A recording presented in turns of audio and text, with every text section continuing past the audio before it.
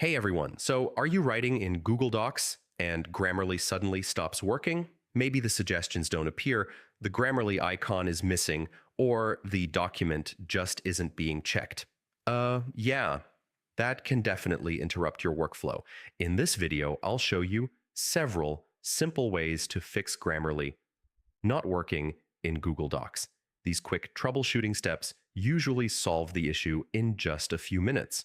All right, first, try refreshing the Google Docs page. Sometimes extensions fail to load correctly when a document first opens.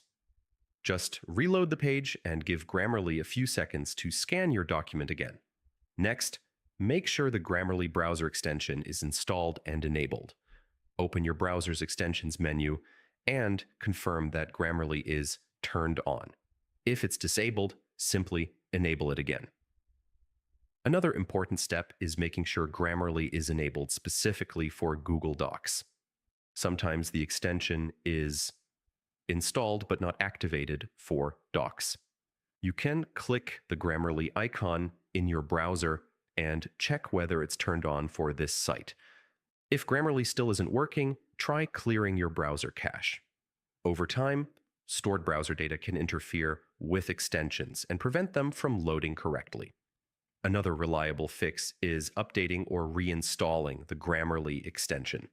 Sometimes browser updates cause compatibility issues, and reinstalling the extension resets everything back to normal. One more thing to check is document permissions. If the Google Doc is set to view-only mode, Grammarly may not activate. Make sure the document is set to editing mode so Grammarly can analyze the text. And that's it. Most Grammarly issues in Google Docs can be fixed by refreshing the page, enabling the extension, or reinstalling it. If this tutorial helped you out, feel free to check out more quick tech guides on the channel. Thanks for watching, and I'll see you in the next video.